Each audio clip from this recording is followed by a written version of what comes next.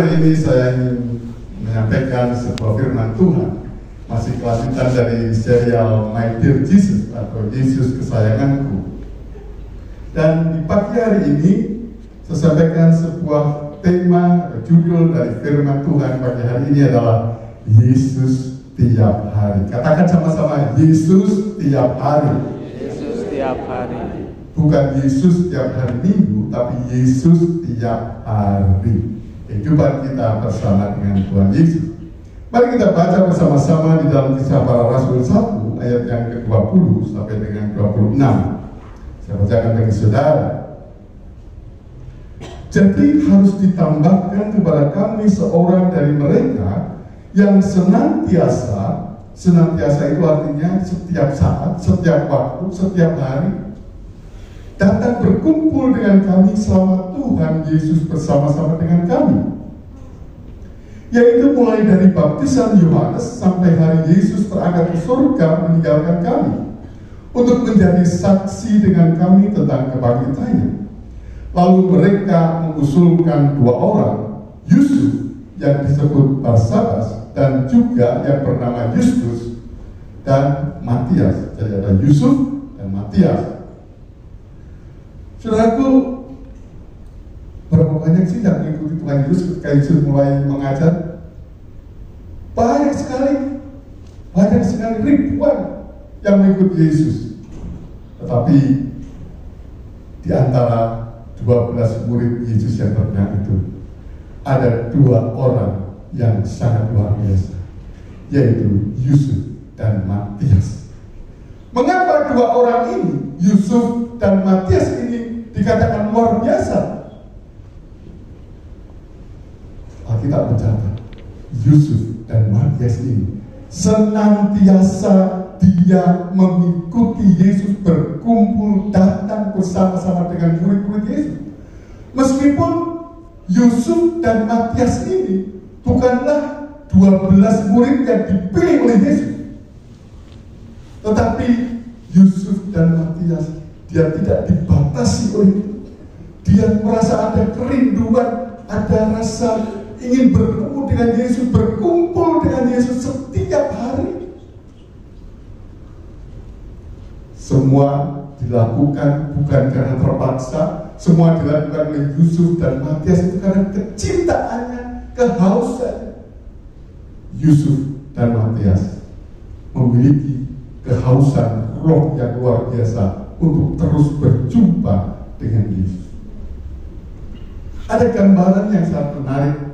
Kalau kita tahu begitu banyak ribuan yang ikut Yesus ketika Yesus mengajar, ketika Yesus mengadakan KKR, ribuan orang datang untuk mengikuti KKR-nya Yesus. Tetapi yang selalu konsisten, yang selalu ikut di mana ada KKR-nya Yesus, itu hanya dua orang yang namanya Yusuf dan Matias ini. Artinya begitu banyak orang yang mengikut Yesus, itu hanya angin-anginan, bukan masuk angin ya, tapi angin-anginan. Moodnya baik, dia ikut. Ketika hatinya suka, dia datang. Ketika KKR itu dia datang. Tapi ketika moodnya lagi gak bersemangat, gak mau datang. Ada yang mereka datang ketika mereka merasa butuh, aku butuh ikut Yesus, dia datang. Ada pengikut-pengikut Yesus mungkin yang datangnya seminggu sekali, ada mungkin sebulan sekali, ada juga yang datang ketika Yesus sedang melakukan mujizat. Situasi dan gambaran semacam ini mungkin ada di antara kita. Banyak di antara kita yang hadir di gereja ini hanya saat ibadah hari Minggu. Kadang itu pun hari Minggu datang, minggu berikutnya lowong. Berikutnya lagi datang, berikutnya lowong. Tidak selalu pada hari Minggu yang datang. Atau ada yang datang ke gereja ketika ada KKR saja, atau sedang perayaan di gereja. Berapa banyak jemaat yang datang ketika hari Natal dan Paskah. Jadi setahun dua kali, Paskah dan Natal. Untuk Paskah tidak pernah bersama-sama Natal. Kalau itu bareng cuma sekali aja. Padahal yang paling penting adalah bagaimana kita hidup ini setiap hari bersama-sama dengan Yesus, seperti halnya Yusuf dan Maria. Kita baca di dalam Galatia 3 ayat 27. Karena kamu semua yang dibaptis dalam Kristus telah mengenakan Kristus. Kata mengenakan Kristus, sebuah kata yang sangat menarik. Apa sih mengenakan Kristus? Mengenakan Kristus itu sederhana, simple, yaitu berpikir seperti apa yang dipikirkan oleh Yesus, berkata-kata seperti apa yang diperkatakan oleh Yesus, kemudian juga menginginkan sesuatu seperti yang diinginkan oleh Yesus, bertindak seperti apa yang dilakukan oleh Yesus. Itulah sederhananya mengenakan Kristus itu. Sama seperti halnya ketika kita mengenakan pakaian. Boleh dibilang kita ini 24 jam mengenakan pakaian. Setiap hari kita mengenakan pakaian. Hanya ketika kita mandi atau apa mungkin kita lepas pakaian. Tapi sebagian besar dari 24 jam itu kita terus mengenakan pakaian itu. Kalau hari ini saya mengenakan pakaian saya seperti ini dan ketemu dengan saudara, saudara akan melihat, bukan melihat saya atau melihat pakaian yang saya pakai. Seperti apa pakaian yang saya pakai? Kalau pakaian yang saya pakai adalah pakaian yang berantakan, saudara lihat, oh ini pribadi orang ini pasti berantakan. Coba kalau saya pakai pakaian yang satu celana panjang sebagian pendek, pasti saudara bilang, ini kira-kira gimana ya? Sudah pasti bukan lihat muka saya, oh mukanya cakep, oh no. Walaupun saya tidak sombong sih, tapi kata orang itu cakep. Tapi kalau saya pakai pakaiannya yang tidak jelas gitu, yang sobek-sobek, mohon maaf memang ada yang modelnya sobek-sobek, tapi itu modelnya ya. Tapi kalau sobek-sobeknya yang ngawur ya, mungkin orang pikir ini nggak benar juga ya. Jadi pakaian yang kita pakai ini akan dilihat orang, diperhatikan oleh orang. Demikian pula ketika hidup kita itu di dalam Yesus. Ketika kita mengenakan Kristus dalam hidup kita, orang bukan lagi melihat kita, tapi akan melihat Kristus di dalam kita. Ketika kita mengenakan Kristus dalam diri kita, apa yang kita katakan, apa yang kita pikirkan, itu akan dilihat orang sebagai, oh orang ini adalah orang Kristen, dia pengikut Kristus. Sama seperti mengenakan pakaian 24 jam, maka mengenakan Kristus ini pun juga harusnya 24 jam. Mengenakan Kristus bukan ketika hari Minggu saja ketika pelayanan. Wah, hari ini Minggu pelayanan kenakan Kristus. Yang orang selalu manis sekali. Tapi selesai ibadah pulang ke rumah, mulai marah-marahnya ke rumah. Mengenakan Kristus itu bukan hanya di gereja. Mengenakan Kristus itu bukan hanya di tempat ini, tapi ketika sudah ada di kantor, sudah jadi pemimpin di kantor, ketika sudah ada di tengah-tengah teman-teman saudara, lingkungan saudara mungkin yang bukan Kristen, di tempat dimanapun, kapanpun sudah berada, kita kenakan pakaian, kita mengenakan Kristus di dalam hidup kita. Di kampus, di tempat kerja, di sekeliling kita, dalam hidup kita sehari-hari, kenakan Kristus itu. Dalam Galatia 2 ayat 20 dikatakan, namun aku hidup, tetapi bukan lagi aku sendiri yang hidup, melainkan Kristus yang hidup di dalam aku.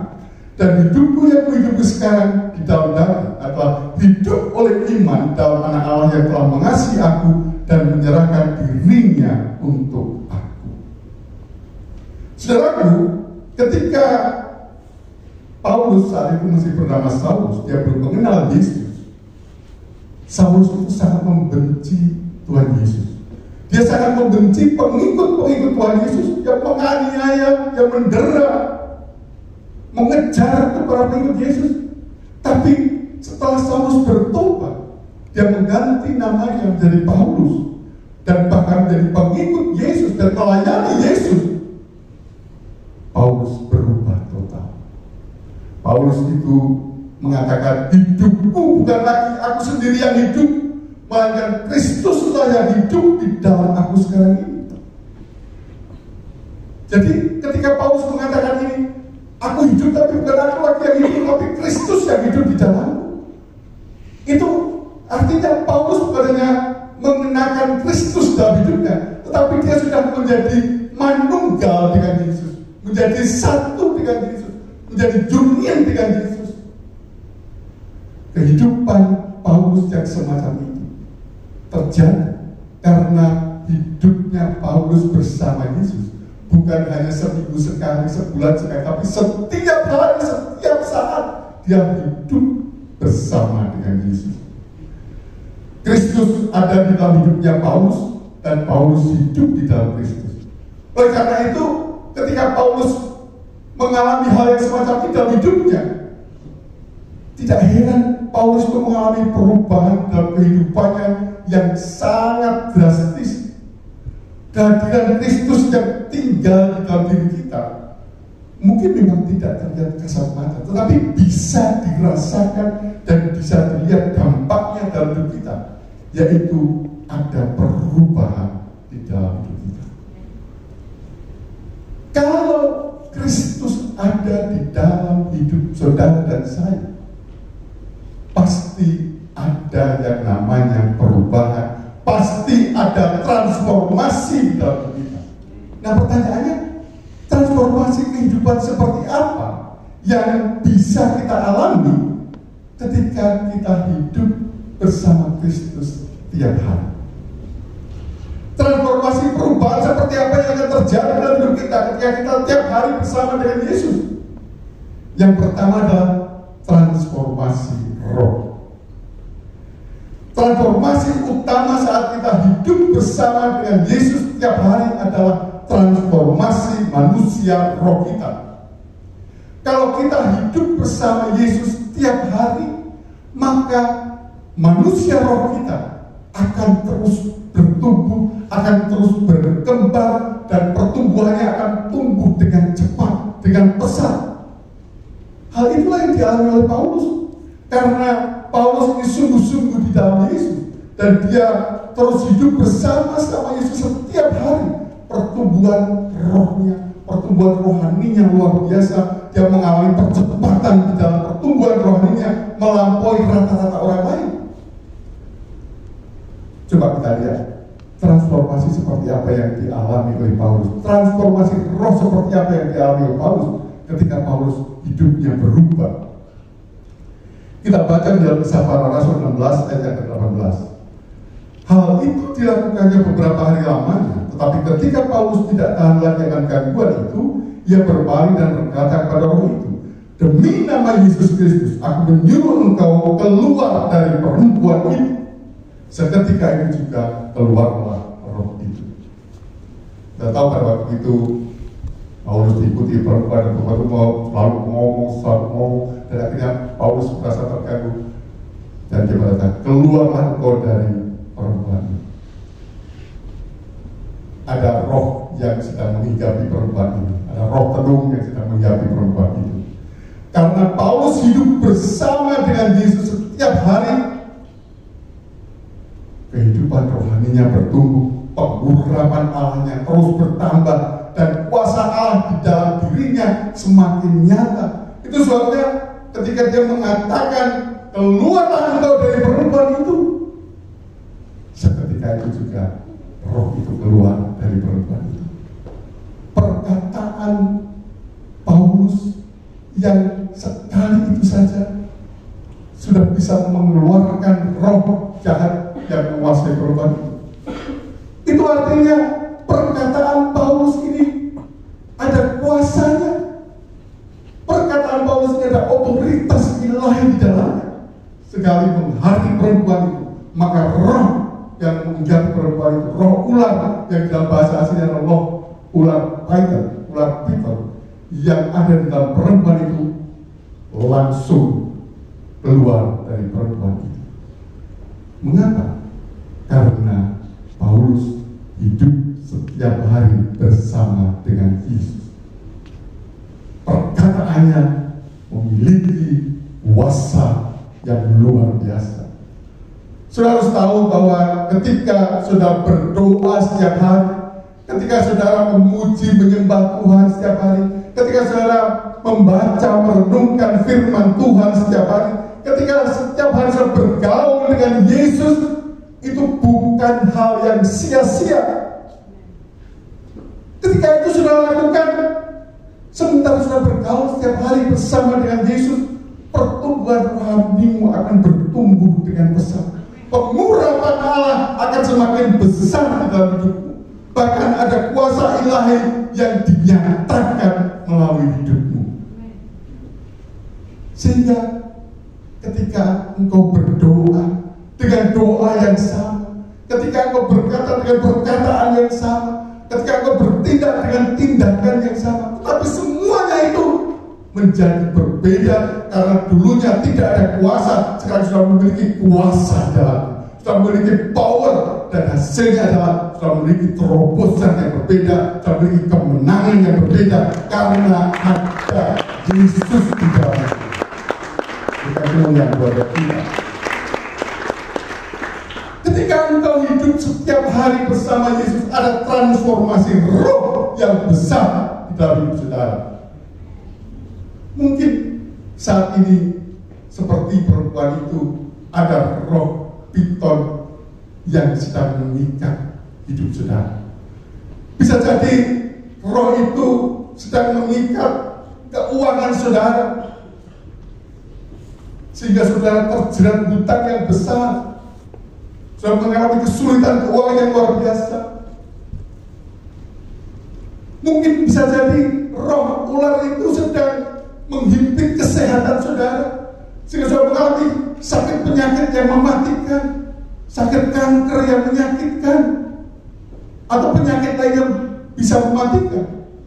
Mungkin juga roh ular itu sedang menghimpit saudara dengan pernikahan saudara. Mungkin pernikahan saudara saat ini sedang ada di ujung tanduk karena sedang dihimpit, sedang diterjang oleh ular piton itu.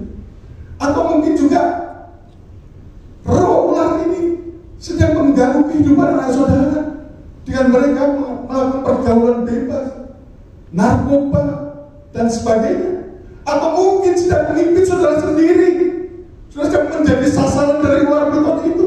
Sudah mengalami persoalan yang luar biasa, sudah mengalami ketakutan, kekhawatiran, sudah mengalami stres, depresi yang luar biasa. Hari ini saya mengatakan pada saudara, kalau saudara mendekat pada Yesus, kalau saudara hidup bersama dengan Yesus setiap hari, maka kehidupan rohmu dan manusia rohmu akan bertumbuh semakin besar. Kuasa dan urapan Allah itu akan dinyatakan dalam hidupmu, dan ketika engkau berdoa dalam hati ular piton itu keluar engkau, maka semuanya akan terselesaikan dengan baik-baik saudara. Apapun bentuk serangan yang dilakukan ular piton terhadap kehidupan saudara akan digagalkan, akan dihancurkan, dan terobosan rohani terjadi dalam hidup saudara. Maka kuncinya adalah bagaimana hidup bersama Yesus setiap hari. Yang kedua, apa yang membuat transformasi di dalam hidup saudara ketika saudara hidup bersama-sama Yesus setiap hari? Yang kedua adalah transformasi kepribadian. Kita menyadari bahwa ketika kita bergaul dengan orang lain, kita dekat dengan orang lain. Sebutlah misalnya saudara punya 5 orang yang dekat dengan saudara, yang apa yang dia katakan, apa yang dia dia kerjakan itu menginspirasi Anda, menginspirasi saudara, maka hidup saudara akan seperti 5 orang itu. Karena ketika dia memberikan, kamu harus begini, kamu harus begitu, dan sudah dengarkan itu baik-baik. Ketika kita bergaul dengan dia, lama-lama kita akan berubah menjadi seperti orang itu. Artinya apa?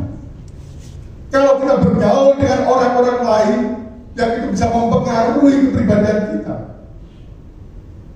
maka kalau kita juga bergaul dengan Yesus setiap hari, maka kepribadian Yesus itu yang akan masuk dalam hidup kita. Katakan amin. Ada pepatah mengatakan kalau watuk itu bisa diobati, tapi kalau watak nggak bisa diobati. Tapi di dalam Yesus semuanya bisa diobati. Amin. Amin. Kita lihat bagaimana Paulus. Paulus dulu wataknya keras, tetapi setelah dia mengikut Yesus, dia menjadi pribadi yang lemah lembut.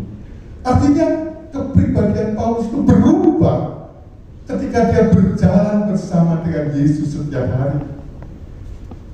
Kita tahu pribadi Yesus itu adalah pribadi yang tegas. Yesus pribadi yang tegas, tapi di samping Yesus pun pribadi yang tegas, dia juga pribadi yang hangat. Berapa banyak orang-orang di tempat ini yang mempunyai pribadi yang tegas, kuat, tapi kehangatannya kurang. Berapa banyak orang yang begitu hangat pada orang lain, tapi memiliki pribadi yang tidak tegas. Ketika kita berjalan bersama dengan Yesus setiap hari, kita bukan hanya memiliki pribadi yang tegas, tapi kita juga memiliki pribadi yang hangat sekaligus. Dua hal akan kita miliki dalam kehidupan kita. Yesus itu adalah pribadi yang tulus, mengasihi dengan tulus tanpa pamrih. Yesus mengasihi sungguh-sungguh, tetapi Yesus itu juga pribadi yang tidak mau diakali, tidak mau dibodohi, tidak mau ditipu. Yesus itu pribadi yang pintar, cerdas. Oleh karena itu ada kata, jadilah cerdik seperti ular, tapi tulus seperti merpati. Kalau kita hidup tiap hari bersama Yesus, kita akan menjadi pribadi yang tulus. Kita akan semakin mengasihi Yesus dengan tulus, tapi di sisi yang lain kita juga menjadi pribadi yang cerdas, tidak mudah ditipu, tidak mudah dikelabui oleh orang lain. Yesus itu pribadi yang tenang, pribadi yang tidak mudah cemas. Bahkan ketika badai menghantam pun Tuhan Yesus tetap tenang, Tuhan Yesus tetap bisa tidur. Yesus juga pribadi yang tidak eksklusif. Yesus bisa membaur dengan siapapun, Yesus bisa bergaul dengan siapapun. Tuhan mau menyelamatkan siapapun, tidak pilih-pilih. Tuhan Yesus juga pribadi yang mau memberikan kepercayaan dan kesempatan kepada orang lain. Dia percayakan pelayanannya, mendelegasikan pelayanannya kepada murid-muridnya. Tuhan Yesus itu juga memiliki emosi yang sangat stabil. Ketika dihujat, ketika diejek, itu tidak membuat Tuhan Yesus kemudian menjadi down, kemudian merasa tidak aman.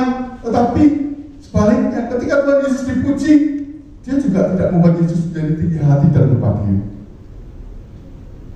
Tuhan Yesus juga bukan pribadi yang baperan. Kalau Tuhan Yesus itu baperan, mungkin ketika dia melayani, kalau moodnya tidak baik, ya sudah selesai melayani. Bahkan ketika Tuhan Yesus melayani di Nazaret, di tempat di kelahirannya, dia tidak diterima di situ. Kalau baperan mungkin terus Tuhan Yesus berhenti tidak melayani lagi. Tapi Tuhan Yesus tidak melakukan yang ini. Tuhan Yesus bukan pribadi yang baperan. Tuhan Yesus juga merupakan pribadi yang sangat disiplin. Tuhan Yesus pribadi yang sangat taat dengan apa dengan doa dan puasa. Dan masih banyak pribadian Yesus yang luar biasa.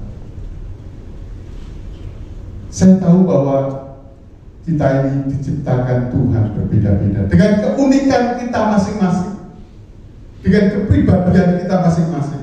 Ada pribadi yang gampang marah, sedikit-sedikit marah, sedikit-sedikit marah. Ada pribadi yang pemalu, sulit untuk bergaul, ketemu dengan orang lain pun nggak mau ketemu. Tapi ada juga orang yang kepribadiannya itu meledak-ledak. Ketemu sekali, meledak-ledak. Tapi berita baiknya, tidak peduli seperti apapun kepribadian saudara saat ini, kalau Yesus hidup bersama saudara setiap hari, maka hari demi hari kita akan menerima impartasi kepribadian Yesus di dalam